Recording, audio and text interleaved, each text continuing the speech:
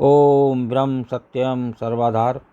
आज दास का प्रसंग, प्रार्थना का भाव।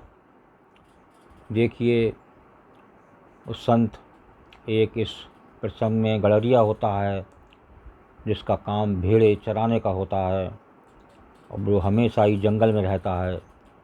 किस प्रकार वो प्रार्थना करता है, क्या भाव होता है, संत से क्या निर्देश देते हैं और आगे प्रभु का क्या संदेश है। इसमें बहुत ही सुंदर प्रसंग, बहुत ही अट्रैक्टिव प्रसंग। इसे पूरा ज़रूर सुने। बहुत ही कम मिनट का ये प्रसंग होगा। इससे पता नहीं क्या भाव मन में आ जाए और वो जीव इस प्रभु के, इस आनंद के मार्ग पर चल पड़े। एक संत जंगल से गुजरते हैं और एक आदमी को प्रार्थना करते देखते हैं। गड़रिया गरीब आदमी फटे चिथड़े पहने हुए भगवान से प्रार्थना कर रहा है। महीनों से नहाया नहीं होगा, ऐसी दुर्गंध आ रही है। ऐसा आदमी नहीं देखा। वो भगवान से कह रहा है, हे भगवान, तू एक दफ़े मुझे बुला ले, ऐसी तेरी सेवा करूँगा कि तू भी खुश हो जाएगा। पाँव दबाने में मेरा जैसा कोई नहीं है। पैर तो मैं ऐसे दबाता हूँ तेरा भी दिल बाग बाग हो जाए। और तुझे घिस घिस के नहलाऊँगा और तेरे सिर में जो जुएँ पड़ गए होंगे तो उसको भी सफाई कर दूँगा। तो देखिए, ये जब बात संत ने श्रवण की तो संत के से बर्दाश्त के बाहर हो गया। तो देखिए संत क्या उस गड़रिये से कह रहे हैं। संत तो बर्दाश्त के बाहर हो गया कि ये आदमी क्या कह रहा है। मैं रोटी भी अच्छी बनाता हूँ, साग सब्जी भी अच्छी बनाता हूँ, रोज़ भोजन भी बना दूँगा। थका मांदा आएगा, पैर भी दाब दूँगा, नहला भी दूँगा। तू एक दफ़े मुझे मौका तो दे। संत ने कहा, अब चुप चुप अज्ञानी, तू क्या बातें कर रहा है? तू किससे बातें कर रहा है? भगवान से? और उस आदमी की आंख से आंसू बह गए। तो आदमी तो डर गया। उसने कहा, मुझे क्षमा करें, कोई गलत बात हो गई। तो संत ने कहा, गलत बात? और क्या गलती हो सकती है भगवान? कुछ जुएँ पड़ गए हैं, पिस्सू हो गए हैं, उसका कोई पैर दबाने वाला नहीं, उसका कोई भोजन बनाने वाला नहीं। तू भोजन बनाएगा और तू उसे घिस घिस के धोएगा? तूने बात क्या समझी है? भगवान कोई गड़रिया है?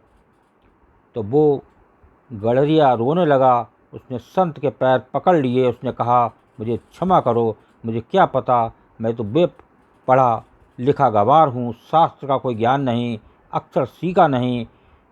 कभी यहीं पहाड़ पर इसी जंगल में भेड़ों के साथ ही रह रहा हूँ, भेड़िया हूँ, मुझे क्षमा कर दो। अब कभी ऐसी भूल ना करूँगा, मगर मुझे ठीक ठाक प्रार्थना समझा दो। देखिए गड़रिये की एक रिक्वेस्ट उस संत जी से कि मुझे उसका भाव एक प्रार्थना पे लगा हुआ था, किसी तरह ईश्वर की प्रार्थना मिल जाए। तो इसमें एक संदेश प्रभु का भी इसी प्रसंग से मिलेगा आपको कि प्रभु का क्या संदेश है और संत का क्या संकेत है। और जब संत जंगल की तरफ अपने रास्ते पे जाने लगे बड़े प्रसन्न भाव से, तो उन्होंने बड़े जोर की आवाज़ में गर्जना सुनी आकाश में और भगवान की आवाज़ आई, महात्मन, मैंने तुझे दुनिया में भेजा था कि तू मुझे लोगों से जोड़ना, तूने तो तोड़ना शुरू कर दिया। देखिए क्या संदेश है प्रभु का। अभी गड़रिये की घबराने की बात थी, अब संत घबरा गए, बैठ गए, हाथ पैर कांपने लगे। उन्होंने कहा, क्या कह रहे हैं आप? मैंने तोड़ दिया? मैंने उससे ठीक ठाक प्रार्थना समझाई। परमात्मा ने कहा, ठीक ठीक प्रार्थना का क्या अर्थ होता है? ठीक शब्द, ठीक उच्चारण, ठीक भाषा। ठीक प्रार्थना का अर्थ होता है हार्दिक भाव।